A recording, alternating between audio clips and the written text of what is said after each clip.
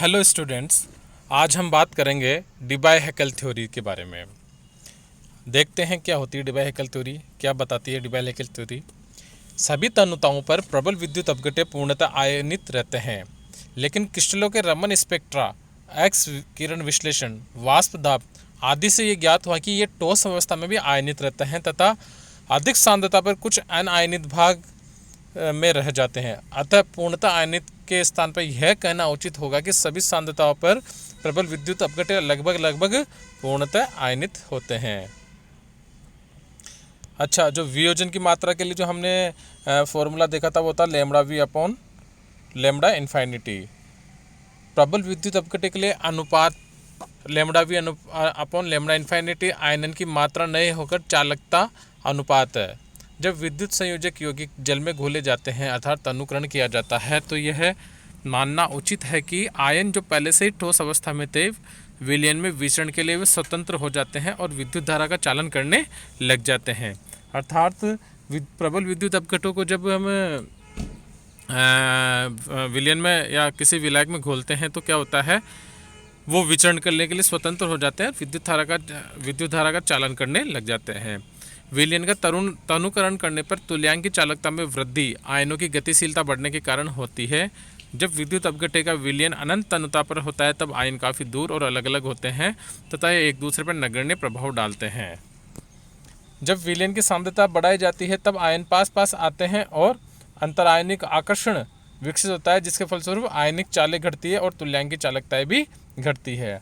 तो समझ में आ गया, जब कंसंट्रेशन ज़्यादा होगी विलयन की किसी भी उसके विलयन की तो उस समय क्या होगी, आयन पास पास में रहेंगे, इसलिए उनके बीच में अंतराण्विक आकर्षण बल रहेगा और इसी की वजह से क्या होगा। अब हम देखते हैं, इस प्रकार बढ़ती हुई सांद्रता के साथ तुल्यांक की चालकता में कमी अंतर आयनिक आकर्षण के फलस्वरूप आयनिक चालों में कमी है, न कि आंशिक वियोजन। यह डिबाय-हैकेल के सिद्धांत का आधार है। विद्युत क्षेत्र में आयन का औसत विस्थापन इलेक्ट्रोड की ओर होता है और डिबाय-हैकेल सिद्धांत के अनुसार प्रयुक्त विभव की उपस्थिति में आयनिक चालों या तुल्यांक या मूलर चालकता में परिवर्तन निम्नलिखित दो कारणों से होता है। तो सबसे फर्स्ट कारण है असममित या शीतलन प्रभाव, जिसे हम एसिमेट्री और रिलैक्सेशन इफेक्ट कहते हैं। अब देखिए, विलयन में प्रत्येक आयन विपरीत आयनों द्वारा घेरा रहता है। यहाँ देखिए, यहाँ पॉजिटिव आयन चारों तरफ से नेगेटिव आयनों से घिरा हुआ है। प्रत्येक धनायन के चारों ऋणायनों का समूह तथा प्रत्येक ऋणायन के चारों ओर धनायनों का समूह होता है। बिल्कुल सही बात है। अब ये देखिए, विपरीत आवेशित आयनों का समूह आयनिक परिमंडल या आयनिक एटमॉस्फेयर कहलाता है। किसी भी विभव की अनुपस्थिति में यह आयनिक परिमंडल विपरीत आवेशित आयन के चारों ओर सममित रूप से व्यवस्थित होता है, जब कोई इन पर चार्ज या आवेशित या इलेक्ट्रोड नहीं लगाया गया हो। चित्र 5.7a मैंने ऊपर देखा कि धनायन ऋणावेश के परिमंडल से घिरा हुआ है। जब विलयन में विद्युत धारा प्रवाहित की जाती है तो आयन अपने विपरीत आवेशित वाले इलेक्ट्रोड की ओर चलने लगता है, अर्थात धनायन तो कैथोड की ओर जाएगा और तथा परिमंडल एनोड की ओर चलने लगता है। मतलब उसकी चारों तरफ का जो परिमंडल है या क्लाइमेट है वो किधर की तरफ जाने लगता है, एनोड की तरफ, जिससे आयनिक परिमंडल की सममिति नष्ट हो जाती है, अर्थात विकृत या असम्मित हो जाती है। जैसा हमने इसमें भी देखा, यहाँ पे पॉजिटिव तो जा रहा है इधर की तरफ, ये पॉजिटिव है जो तो इधर की तरफ जा रहा है और नेगेटिव सारे किधर की तरफ जा रहे हैं, ऐसे। तो जो ये परिमंडल था पहले बिल्कुल सम्मित था, वो यहाँ पर क्या हो गया, यहाँ पर वो उसका सम्मिति नष्ट हो रही है तो असम्मित हो जाते हैं। दूसरे शब्दों में केंद्रीय आयन पर आयनिक परिमंडल द्वारा प्रयुक्त आकर्षण बल चारों ओर समान नहीं होता है, वरन जिधर आयन गतिशील होता है उधर कम और उसके पीछे की ओर अधिक होता है। आयनिक परिमंडल में कुछ जड़त होने के कारण वह गतिशील आयन की स्थिति में स्वयं का पुनः समायोजन नहीं कर सकता, अर्थात गतिशील आयन के साथ स्वयं को तत्काल समायोजित करने में आयनिक परिमंडलों को कुछ समय की आवश्यकता होती है, जिसे रिलैक्सेशन टाइम कहते हैं या श्रांति काल कहते हैं। देखिए, केंद्रीय धनायन के पीछे की ओर ऋणायनों का आधिक्य होने के कारण धनायन की गति विपरीत दिशा में एक स्थिर विद्युत कर्षण लगता है जो उसे पीछे की ओर आकर्षित करता है, अर्थात आयन के इलेक्ट्रोड की ओर बढ़ने की चाल को कम कर देता है। जैसे पॉजिटिव चार्ज किधर की तरफ जा रहा है, इधर की तरफ जा रहा है, लेकिन इसकी तरफ जो चारों तरफ नेगेटिव आयन था, परिमंडल था, वो इसको किधर की तरफ खींच रहा है, इधर की तरफ खींच रहा है। तो इसकी चाल में क्या हो जाएगा, इसकी चाल में कमी आ जाएगी। इस चालक वो जो इसका मूवमेंट होता है, जो इसकी गति हो जाएगी, वो क्या हो जाएगी, कम हो जाएगी। आयन की चाल पर यह प्रभाव असम्मित अथवा शीतलन प्रभाव कहलाता है, क्योंकि यह आयनिक परिमंडल के असम्मित या शीतलन के कारण उत्पन्न होता है। ये इसका दे रखा है 8.20 इंटू 10⁵ अपॉन dt की पावर 3/2। अब देखते हैं दूसरा है विद्युत कण संचलन प्रभाव, या इसको हम बोलते हैं इलेक्ट्रोफोरेटिक इफेक्ट। केंद्रीय आयन की दिशा के विपरीत दिशा में चलते हुए आयनीय परिमंडल से संयुक्त विलायक के अणु घर्षण प्रभाव उत्पन्न करते हैं। केंद्रीय आयन की गति को मंद कर देते हैं। उदाहरण, जब कोई धनायन कैथोड की ओर चलता है तो उसके माध्यम जो भी है जल में से होकर गुजरना पड़ता है और स्वयं ऋणायन परिमंडल के साथ विपरीत दिशा की ओर गमन करता है। अतः ये विपरीत धाराएं आयनों की चाल को मंद कर देती है तथा आयन की चाल घटती है। आयन की चाल पर यह जो प्रभाव कहलाता है वो क्या कहलाता है, विद्युत कण संचलन प्रभाव कहलाता है। अब तीसरा प्रभाव होता है माध्यम इफेक्ट। मीडियम इफेक्ट क्या होता है, देखो, आयनों की गति माध्यम की शांतता पर निर्भर करती है। यदि शांतता ज़्यादा होगी तो आयन की गतिशीलता कम होगी, और शांतता कम होगी तो आयन की गतिशीलता ज़्यादा होगी। उपयुक्त तीन कारक आयनों की चाल को धीमा करने में सहायक होते हैं, परंतु अनंत तनुता पर क्या होता है, इनका प्रभाव उपेक्षणीय हो जाता है।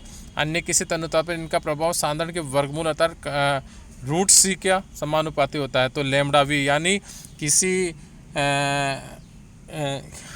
किसी भी तनुता पर जो उसकी चालकता होगी उसके लिए lambda v equal to lambda infinity minus K √c। के क्या है यहाँ पे, के वे विलायक की विस्कासिता तथा परावैद्यांतांक पर निर्भर करता है, जो कि एक स्थिरांक है। अब हम बात करेंगे ऑन-सागर इक्वेशन। डी बाय हकल ने तीनों प्रभाव के कारण हुए मंदनों के योग के बराबर विद्युत प्रेरक बल को लगा करके आयन की गति की स्थायी दिशा प्राप्त की। उन्होंने प्रत्येक प्रभाव के परिणाम का परिकलन किया और एक एक संयोजी विद्युत अपघट्य की तुल्यांकी चालकता के लिए समीकरण की व्युत्पन्न की, जिसे बाद में 1926 ने ऑन-सागर ने संशोधित किया। अतः समीकरण को डी-बाय-हॉकल ऑन-सागर समीकरण या ऑन-सागर इक्वेशन कहते हैं, जो कि निम्नानुसार है। ये जो इक्वेशन है वो है ऑन-सागर इक्वेशन। यहाँ डी एम ईटा क्रमशः विलायक के परावैद्युतिक स्थिरांक और शांतता है, सी विलयन की मोल प्रति लीटर में सांद्रता है, टी परम ताप है।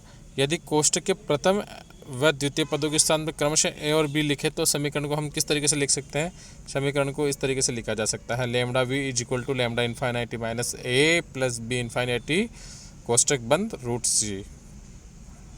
और जहाँ ए व बी विलायक के स्थिरांक है जो विलायक की प्रकृति और ताप पर निर्भर करते हैं।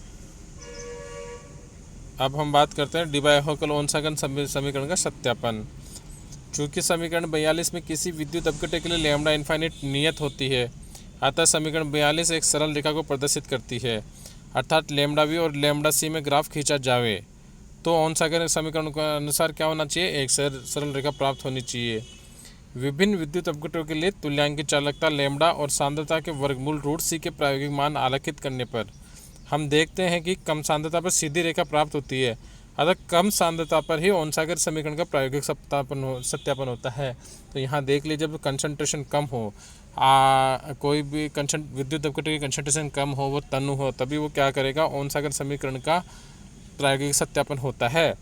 कंसंट्रेशन बढ़ने पर क्या हो जाती है, ये नहीं रह पाता, ऑन-सागर समीकरण का प्रायोगिक सत्यापन नहीं हो पाता। अनंत तनुता पर c का मान 0 के समीप पहुंचाता है, जिससे समीकरण 42 में द्वितीय पद नगण्य हो जाएगा और लैम्डा c प्रयोग के अनुसार लैम्डा इन्फिनिटी के समीप पहुंच जाता है। और डी-बाय-हॉकल सिद्धांत, जो डी-बाय-हॉकल सिद्धांत की और भी संपुष्टि चालकता प्रयोग में होने वाले कई प्रभाव से होती है। समीकरण 41 में पराविद्युत स्थिरांक कोष्ठक के दोनों पदों में हर में आता है। इसका मतलब कि जल की अपेक्षा कम परावैद्युत स्थानांक वाले विलयनों में तुल्यांक की चालकता सांद्रता वृद्धि के साथ अधिक तेजी से घटती है। तो देखिए कि जल की अपेक्षा कम परावैद्युत स्थिरांक वाले विलयनों में, जिनका परावैद्युत स्थिरांक कम होता है, उन विलयों में जो तुल्यांक की चालकता होती है वो सांद्रता वृद्धि के साथ अधिक तेजी से घटती है, अधिक तेजी से घटती है। एल्कोहल, एसीटोनाइट्राइल आदि कम परावैद्युत स्थिरांक वाले विलयन के साथ तुल्यांक की चालकता वास्तव में घटती है। ये देखिए यहाँ ये जो दिया गया इक्विवेलेंट कंडक्टेंस और कंसंट्रेशन के मध्य, रूट कंसंट्रेशन के मध्य ग्राफ दिया गया है, और जब सांद्रता कम थी तो ये अधिक लीनियर लाइन को प्राप्त करते हैं।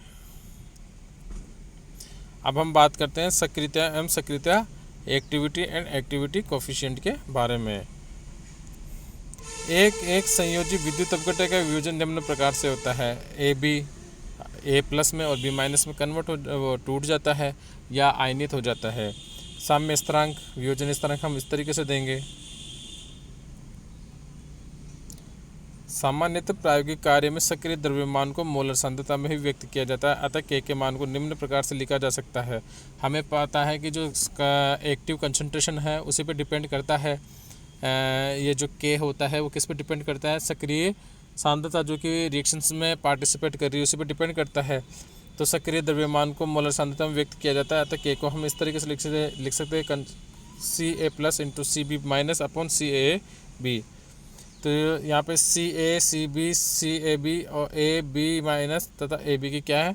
मोलर सांद्रता ये है। अब आगे देखिए, यह पाया गया है कि समीकरण 43 द्वारा प्राप्त के मान स्थिर नहीं आते, बल्कि सांद्रता वृद्धि के साथ के मानों में भी कुछ वृद्धि पाई जाती है।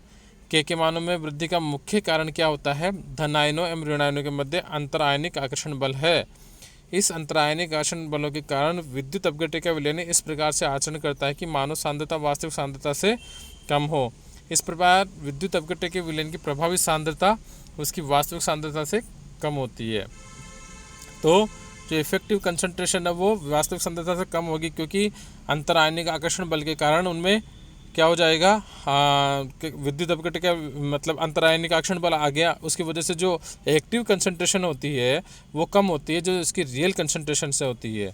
रियल कंसंट्रेशन से जितना आयन मिलना चाहिए उतना आयन मिल नहीं पाएगा, क्योंकि आयन आपस में किस तरीके से जुड़े पड़े हैं? अंतरायनिक आकर्षण बल के कारण। लुईस ने इस प्रभावी सांद्रता के लिए एक्टिविटी पद का प्रयोग किया। यदि समीकरण 43 में सांद्रता पदों के स्थान पर ए का प्रयोग किया जाता है तो के का मान निम्न प्रकार से व्यक्त किया जाता है। जो मोलर सांद्रता हमने Ca, Cb, Cab की थी उसकी जगह हम क्या कर देंगे?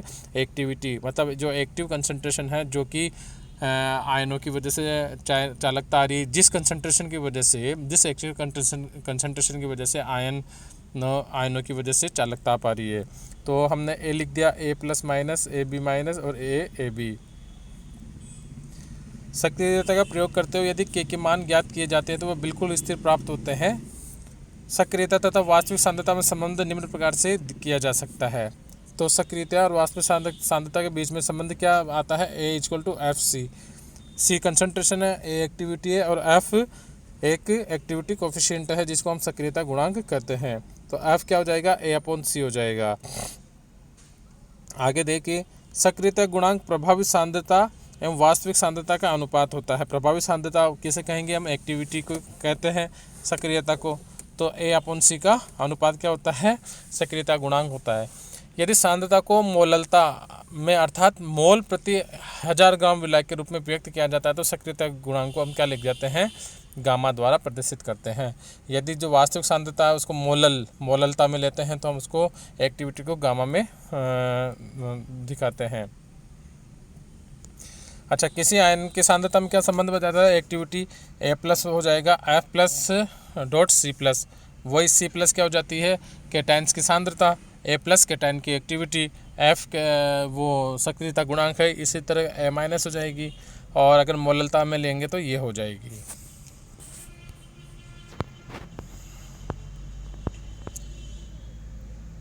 जैसे जैसे विलयनों को तनु किया जाता है धनायनों एवं ऋणायनों के मध्य अंतरायनिक आकर्षण बल कम हो जाते हैं तथा F का मान 1 की ओर बढ़ता है।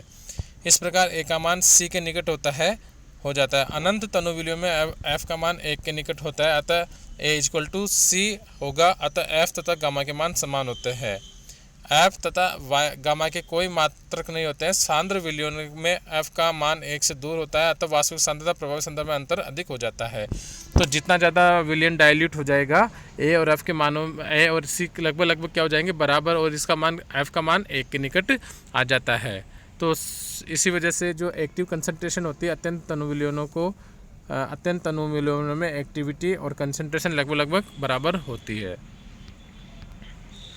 अब बात करते हैं विद्युत अपघट्य की माध्य सक्रियता तथा माध्य सक्रियता गुणांक के बारे में। समीकरण 44 में आयनों की सक्रियता का उपयोग किया गया, परंतु ये ध्यान रखना चाहिए कि आयनों की सक्रियता प्रयोग द्वारा ज्ञात नहीं की जाती, क्योंकि एक ही प्रकार के आयनों का विलयन बनाना संभव नहीं है, परंतु आयनों की सक्रियता को विद्युत अपघट्य की सक्रियता में संबंधित किया जा सकता है। तो यही वियोजन किसी विद्युत अपघट्य का इस प्रकार से हो रहा है। यदि AB की सक्रियता A हो तथा धनायन ऋणायन की सक्रियता क्रमशः A+ तथा A- हो तो A equal to A+ A- होगा, बिल्कुल होगा। चूँकि A+ तथा A- के प्रायोगिक मान ज्ञात नहीं किए जा सकते हैं, अतः धनायन ऋणायन की एक मीन एक्टिविटी माध्य सक्रियता या माध्य आयनिक सक्रियता A+- मान ली जाती है।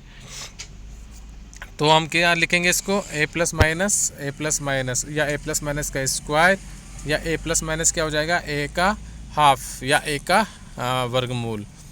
चूँकि विद्युत अपघट्य की सक्रियता A ज्ञात होती है, अतः आयनों की माध्य सक्रियता A+- का मान ज्ञात किया जा सकता है। इस प्रकार यदि F+ या F- क्रमशः धनायन व ऋणायन की सक्रियता गुणांक हो तो माध्य सक्रियता गुणांक का मान निम्न समीकरण से दिया जाएगा।